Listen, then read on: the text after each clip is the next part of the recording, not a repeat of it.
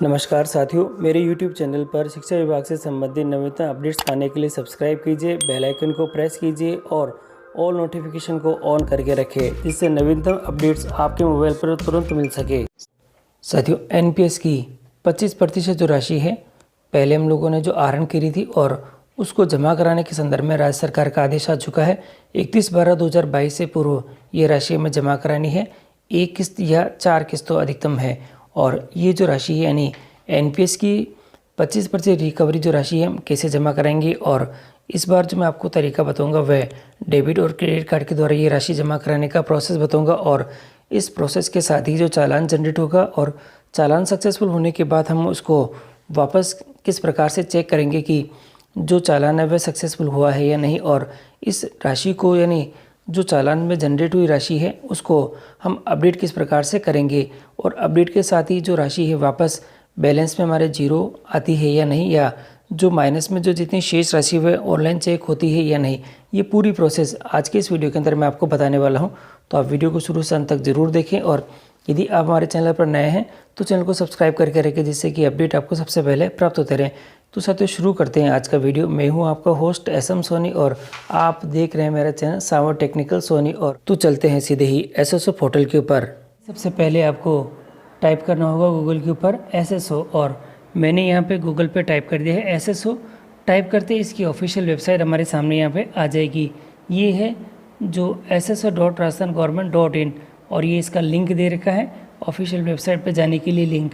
तो इसी के ऊपर हमें क्लिक करना है, और मैं इसके ऊपर क्लिक कर देता हूँ।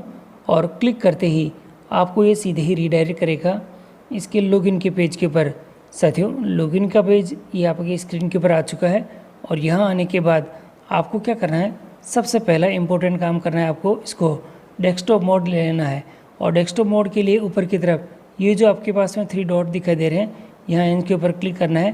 क्लिक करते इस प्रकार का बॉक्स खुलेगा, और इस बॉक्स के अंदर यहाँ आपके सामने नज़र आ रहा है ये टिक बॉक्स का, तो इस पर टिक कर देना है।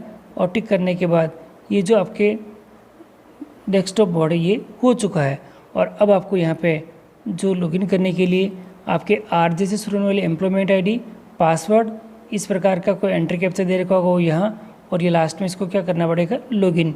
और मैं 1 से सूचनाएं भरकर इसमें लॉगिन कर देता हूँ। अब यहाँ देखेंगे तो कुछ ऑप्शंस हमारे पास में यहाँ अवेलेबल है, और आप जानते हैं कि ये जो पहले वाला ऑप्शन दिखाई दे रहा है ये हमारे SIPF का ओल्ड जो पोर्टल है वह है, और ये हमारे पास में न्यू पोर्टल है। और अब हमें जो काम करना है वह न्यू पोर्टल पर ही करना है, इसलिए ये जो नया पोर्टल दिखाई दे रहा है इसी के ऊपर मैं क्लिक कर दूंगा। और क्लिक करने के बाद आप देखेंगे तो हम सीधे ही रीडायरेक्ट हो जाएंगे SIPF के न्यू पोर्टल के ऊपर। स्टेट इंश्योरेंस और एंड प्रोविडेंट फंड के जो न्यू एप्लीकेशन का जो पोर्टल है उसके ऊपर, और ये रीडायरेक्ट हो रहा है सीधे ही इसके पोर्टल के ऊपर, और ये आ चुका है। और इसे हम यहाँ से ओके कर देते हैं। कभी कभार जब वापस सेकंड टाइम करते हैं तो इस तरह का जो मैसेज है, या कभी कभार ये थोड़ा सा टाइम भी ले लेता है। और यहाँ हमारे पास स्क्रीन के ऊपर हमारे से रिलेटेड जो कुछ इन्फॉर्मेशन है ये आ चुकी है। देखिएगा 2 तरह से हमारे पास में सेक्शन दिखाई दे रहे हैं। एक यहाँ लेफ़्ट साइड में है जो कि आप अच्छे से जानते हैं कि ये आपसे रिलेटेड इन्फॉर्मेशन है और आपको ये ध्यान से देख लेनी है। इसके बाद यहाँ राइट साइड के अंदर अलग अलग तरह के जो ऑप्शंस अवेलेबल हैं हमारे पास में, जो NPS है, SI है, GPF है, SI डेबिट है, और ये GPA प्रपोजल का दे रखा है। और हर एक सेक्शन के लिए अलग डिटेल यहाँ पे दिखाई दे रही है। और NPS के लिए जो हमारे पास NPS विड्रॉल रिकवरी का जो ऑप्शन है ये नीचे की तरफ आप देख रहे हैं, तो ये हमारे पास में नज़र आ रखा है। साथियों, इसी सेक्शन के ऊपर आपको क्लिक करना होगा, और जैसे ही आप इसके ऊपर क्लिक करेंगे यानी NPS रिकवरी वाले इस ऑप्शन के ऊपर आपको क्लिक करना है, और क्लिक करते ही आप सीधे ही नेक्स्ट पेज पर इसके आ जाएंगे। मैं इसके ऊपर क्लिक कर देता हूँ। साथियों, NPS रिकवरी को टैब को क्लिक करते ही हमारे सामने ये पेज शो हो जाएगा, और सबसे पहले आपको नज़र आएगी आपकी डिटेल। यहाँ पे जो एम्प्लॉय है उसकी डिटेल नज़र आएगी, और आपको ये ध्यान से देख लेनी है। और इसी के साथ ही नीचे आपका जो NPS विड्रॉल अमाउंट है वो यहाँ पे दिखाई देगा। देखिएगा यहाँ आपको बिल्कुल ये क्लियर नज़र आ जाएगा कि आपने कितनी राशि यहाँ से विड्रॉल करी है, और उसकी जो अमाउंट है वो आपके नज़र आ जाएगी। देखिएगा जो विड्रॉल अमाउंट है वह आपके है 401 रुपये है। और विड्रॉल की जो डेट है ये भी दे रखी है, और ऑलरेडी आपने कितने जमा करा दिए हैं। जैसे मैंने पहले 20,000 रुपये पहले जमा करा चुका हूँ, तो वो यहाँ आ रखा है और रिमेनिंग अमाउंट मेरा यहाँ पे शो हो रखा है। और थोड़ा सा नीचे आप स्क्रॉल करेंगे तो अभी आपको जो आपकी बेसिक है और उसके साथ में जो आपकी डिटेल है यहाँ पे शो हो जाएगी। और यहाँ आप थोड़ा ध्यान से देखेंगे तो आपकी बेसिक के साथ ही आपको आगे मिलेगा जीपीएफ डिडक्शन, यानी ये जो राशि आपके दिखाई दे रही है यही आपके यहाँ पे शो हो जाएगी। और इस राशि में से साथियों, इस राशि में से आप जितना रुपए यहाँ पे जमा कराना चाहते हैं वो आपको यहाँ पे एडिट कर देना है।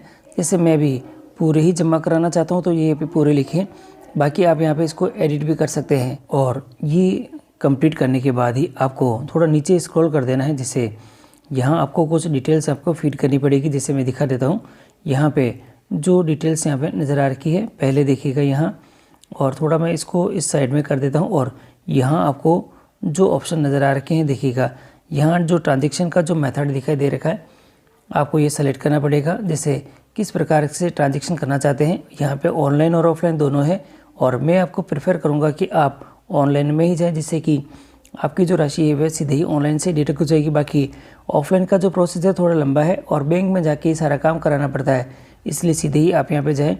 टोटल अमाउंट यहाँ पे दिखाई दे रहा है, और आपको जहाँ पे आपका जीपीएफ ऑफिस है, यानी आपका जो जीपीएफ ऑफिस का जो सेंटर है वो आपको यहाँ सिटी लिख देनी है, उसका पिन कोड आपको यहाँ लिख देना है। और इसी के साथ ही अब आपको पास में नीचे दिखाई दे रहा है कि आप एनपीएस में लिए गए पैसे को 31/12/2022 तक एक बार में पूरा अथवा अधिकतम 4 किस्तों में जमा करा सकते हैं, यहाँ लिखा हुआ है। और अब मैं इसको आगे प्रोसीड करूँगा तो यहाँ पे ऑप्शन दिया हुआ है सेव का, और इस सेव के ऑप्शन के साथ ऐसे मैं इसको सेव करूँगा। और सेव करने के साथ ही साथियों ये डाटा सेव सक्सेसफुली का मैसेज आ चुका है, और हम सीधे ही रीडायरेक्ट हो चुके हैं जो कि ई ग्रास के पोर्टल के ऊपर। यहाँ आने के बाद एक कंटिन्यू का जो ऑप्शन हमारे सामने दिखाई दे रहा है ये दिखेगा। ये जो कंटिन्यू का जो ऑप्शन दिखाई दे रहा है इसके ऊपर आपको क्लिक कर देना है। मैं इसके ऊपर क्लिक कर देता हूँ, और क्लिक करने के साथ ही अब आपको ये जो ऑप्शन मांगेगा दिखेगा, ई बैंकिंग के लिए पूछ रहा है। अभी जो ऑप्शन हमारे पास में टिक है वो 2 प्रकार के ऑप्शन है यहाँ पे, एक ई बैंकिंग पेमेंट का है और दूसरा पेमेंट गेटवे दे रखा है। क्रेडिट कार्ड और डेबिट कार्ड दोनों दे रखे हैं।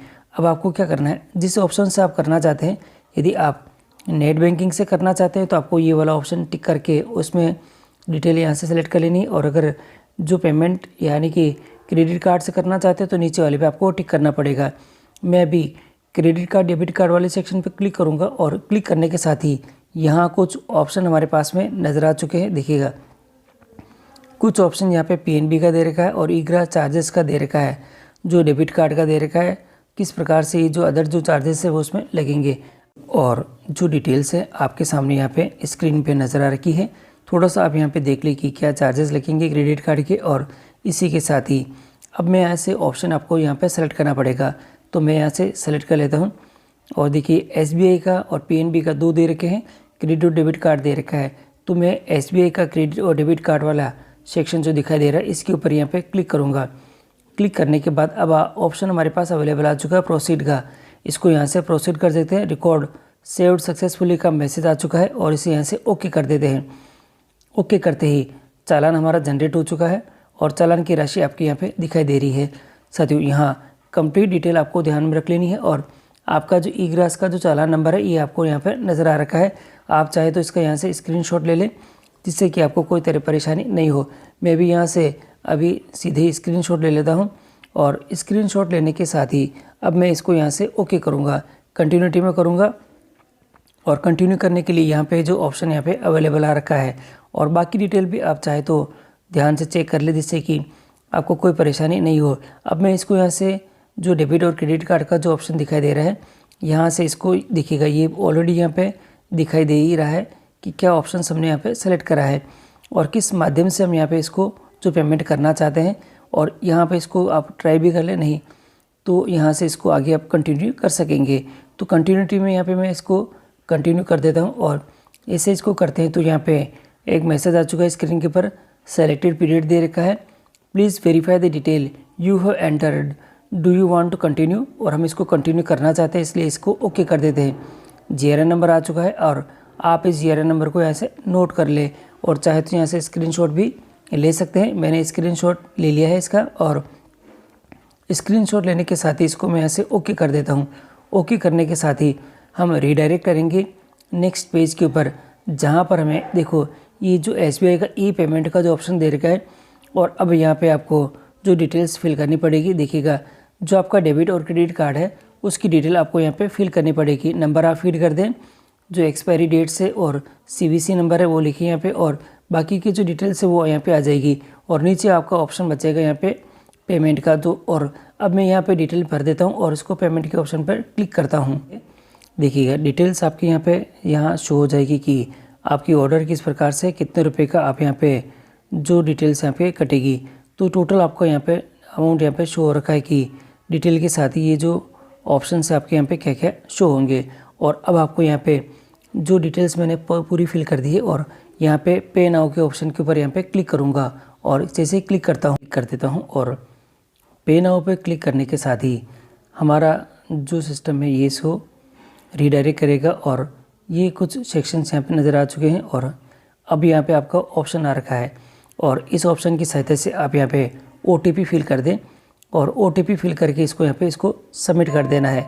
मैं देखिए OTP आ चुकी है, और OTP फिल करके मैं इसको सबमिट कर देता हूँ साथियों। और चालान जनरेट हो चुका है, और चालान सक्सेसफुल आपके सामने यहाँ पे नज़र आ जाएगा। और आप इसके यहाँ से स्क्रीनशॉट ले लें, और इस चालान को आप आपके पास संभाल के रखें, जिससे कि अपडेट के समय ये काम आता है। और अब मैं वापस बैक आ जाता हूँ, और बैक आने के बाद आपको वापस NPS जो रिकवरी वाला ऑप्शन है इसके सामने ही आपको अपडेट GRN का जो ऑप्शन मिलेगा वहाँ जाना पड़ेगा। क्योंकि अब आपको क्या करना है, ये जो सेक्शन हमने करा है कंप्लीट, उसके संदर्भ में आपको जो अपडेट करना पड़ेगा आपका GRN नंबर।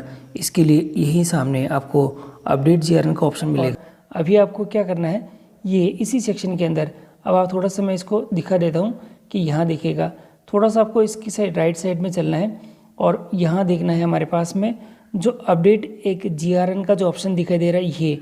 क्योंकि साथियों हमने NPS की जो राशि है वह हमारे बताए हुए तरीके से हमने उसको डिटेक्ट करवा दी है, और हम ये देखना चाहते हैं कि जो राशि हमने यानी कि जो GRN नंबर हमने जारी करा है, चालान जनरेट करा है, और वह चालान जनरेट होने के बाद में क्या वह फेल्ड में है या वो सक्सेसफुल में है। तो ये देखना चाहते हैं कि चालान की क्या स्थिति अभी आ रही है। क्या चालान अगर सक्सेसफुल नहीं हुआ है तो हमें क्या वापस करना चाहिए या नहीं। इसके लिए ये जो ऑप्शन दिखाई दे रहा है इसी के ऊपर आपको यहाँ पे क्लिक करना होगा, और मैं यहाँ पे क्लिक कर देता हूँ। और क्लिक करते ही साथियों ये इसके जो नेक्स्ट पेज पर है इसको आपको ये ले जाएगा, और थोड़ा सा ये देखना है हमें, ये नेक्स्ट पेज इसका जो लोड हो चुका है। और यहाँ देखेंगे तो आपके सामने यहाँ पे कुछ चीज़ें नज़र आ रखी है साथियों। यहाँ दो ऑप्शन हमारे पास में अवेलेबल है, और यहाँ देखिए आपके पास में फर्स्ट ये ऑप्शन है, और यहाँ इस ऑप्शन के लिए यहाँ पे लिखा हुआ है आपको इस बॉक्स के अंदर GRN नंबर लिखना है, जो कि आपने जब वो जो फॉर्म ऑनलाइन करते समय यानी कि आपके NPS की जो विड्रॉल रिकवरी है वह जमा करते समय जनरेट किया था, और यहाँ उसका अमाउंट लिखना है। और ये आता है सर्च का ऑप्शन, और यहाँ से उसको सर्च करना है। अब मैं आपको दो तरह की कैटेगरी दिखा देता हूँ। पहले वाले के अंदर देखूँगा जो GRN नंबर है वह जनरेट हुआ है, और अमाउंट उसका जो फेल्ड है वह दिखाएगा। तो यहाँ पे सबसे पहले मैं जो वो GRN नंबर है वह फिल कर देता हूँ। मैंने यहाँ पे मेरा जो GRN नंबर है ये जब मैंने पहली बार इसका काम करा था तब मैंने ये अपडेट हुआ था मेरे, और ये इसका अमाउंट 10,000 रुपये मैंने मेरी पहली किस्त की राशि के लिए मैंने फीड करी थी। और अब ये जो ऑप्शन दिखाई दे रहा है सर्च का ऑप्शन, इस सर्च के ऑप्शन की सहायता से मैं इसे यहाँ से सर्च करके देखूँगा कि क्या स्थिति इसकी आती है। देखिएगा यहाँ आ चुका है, बिल नंबर यहाँ पे आ रखा है, और यहाँ देखिए बिल नंबर यहाँ आ रखा है पहले वाले बॉक्स में, और CI नंबर है, बैंक रेफरेंस नंबर दे रखा है, ये 0 दिखाई दे रहा है, बैंक कोड है, और डिटेल यहाँ पे दे रखी है कौन सी डेट को ये जो इशू हुआ था। और अब यहाँ पे देखेंगे आपने यहाँ साइड के अंदर देखेंगे तो आपको दिखाई देगा यहाँ पे ये जो GRN नंबर है ये है, अमाउंट इसका ये दिखाई दे रहा है, और यहाँ स्टेटस में ये दिखाई दे रहा है आपके पास में फेल्ड। तो साथियों ये जो अभी GRN नंबर हमने जो अपडेट करा है और ये फेल्ड है, और यहाँ पे इसको अपडेट GRN नंबर करके देखता हूँ तो ये लिखा हुआ आ रहा है GRN status pending for the update, और यहाँ पे इसको यहाँ से क्लोज कर देते हैं। यानी कि ये जो GRN नंबर है ये अपडेट नहीं हुआ है, यानी कि जो राशि है वह इससे डिडक्ट नहीं हुई है, यानी इसका जो GRN नंबर का जो चालान जनरेट किया गया था वह चालान अभी तक सबमिट नहीं हुआ है। और अब मैं दूसरी कंडीशन दिखाता हूँ जिसके अंदर जो चालान है वह जमा हुआ है और वह हमारे पास सक्सेसफुल भी हुआ है। जो दूसरा वाला जो GRN नंबर है वह मैंने लिख दिया है, यहाँ मैंने फीड कर दिया है। जो अमाउंट है वह 19,000 और 37 रुपये का मैंने यहाँ पे लिख दिया है। और अब मैं यहाँ से इसको सर्च करके देखता हूँ और सर्च करने पर डिटेल्स आ चुकी है। और अब मैं यहाँ पे आपको दिखाता हूँ इसकी क्या स्थिति आ रही है। और यहाँ देखेंगे आप तो हमारे पास में यहाँ दिखाई दे रहा है कि जो GRN नंबर है ये इसका नंबर दिखाई दे रहा है, अमाउंट इसका दिखाई दे रहा है। और यहाँ देखिएगा ये जो स्टेटस है, स्टेटस में ये S यानी सक्सेसफुल यहाँ पे दिखाई दे रहा है। और हमें यहाँ पे कोई एक्शन लेने की ज़रूरत नहीं है। और ये आज ही की डेट का जो हमारे GRN नंबर ये जनरेट हुआ था और इसका जो पैसा है ये जमा हुआ था, एक ही किस्त के अंदर ये राशि जमा हुई थी। तो साथियों आपने देखा कि किस प्रकार से ये जो GRN नंबर है हमने डिटेल में देखे हैं। और हम चाहें तो इनकी डिटेल यहाँ से देख सकते हैं कि आपने जो चालान जनरेट करा है और उस चालान की क्या स्थिति है, क्या वह सक्सेसफुल हुआ है या नहीं, क्या वह कंप्लीट हुआ है या नहीं। और यदि कंप्लीट नहीं हुआ है तो वह फेल्ड का ऑप्शन में आएगा और सक्सेसफुल हो गया है तो वह S लिखा हुआ यहाँ पे आ जाएगा। और S लिखा हुआ आता है इसका मतलब आपका चालान जनरेट हो चुका है साथियों। और इसके बाद आपको क्या करना है, ये जो अपडेट GRN नंबर लिखा हुआ है इस सेक्शन के ऊपर आपको क्लिक करके आपका जो GRN नंबर है वह अपडेट कर लेना है, जिससे कि आपकी जो राशि आपने कटवाई है वह आपके NPS रिकवरी वाले सेक्शन के अंदर अपडेट हो जाएगी। और आपका जो बैलेंस है वह 0 या जितना भी आपका बैलेंस शेष रहेगा वह आपका शो हो जाएगा। तो इस सेक्शन के माध्यम से आपको ये जो कार्य वह भी कंप्लीट करना पड़ेगा, जिससे कि आपकी जो राशि है वह सही तरह से जमा भी हो जाए। और ये प्रक्रिया आपको कंप्लीट कर लेनी है।